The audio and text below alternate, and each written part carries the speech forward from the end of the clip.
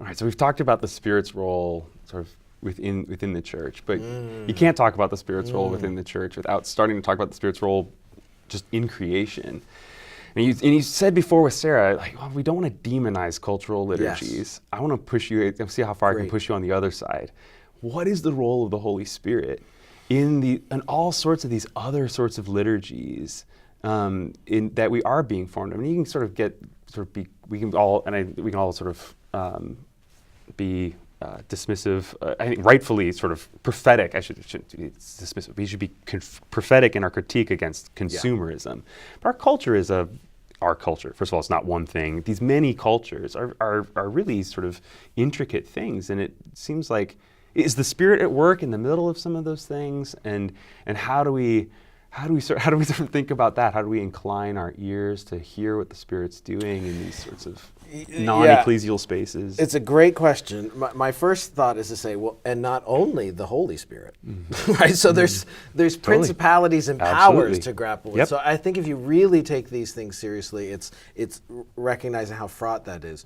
And of course, we would want to say, and not that those powers and principalities are absent from the church entirely either. No, exactly, right? absolutely. So you start to think like, well, what's the difference between the church and the world? Yes, because I would say, and this is where Christian Sharon's work has really sort of pressed me to kind of like, oh, that barrier is a lot fuzzier than you would hope. And in many ways, what has interested me is the extent of the church's assimilation and capitulation in those matters. I want to, I should put it this way, I want to have a robust account of the Holy Spirit's work outside the church. That doesn't mean I have it, but I have the placeholders. You have a second order desire for it. And this is where Miroslav Volf's work, I think, has been generative in this respect. My friend Amos Young has done a lot of work on this front.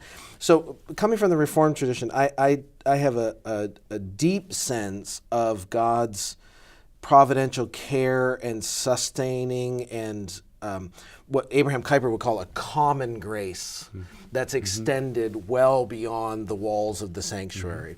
And I think Vincent Baycody at Wheaton College has written on a sort of a pneumatological take on what's going on there in common grace. And I think that's the way that I would want to talk about it, which is then why all of this means discernment becomes the primary virtue, right? Like, or calling. Like, what does it look like for us to be a people who are able to discern and say yes to what we should say yes to, and no to what we should say no to? And to not, you can to just be a yes person or just be a no person is to get it wrong, right? And I think that's where my work has not done it, but I think other people have been doing that.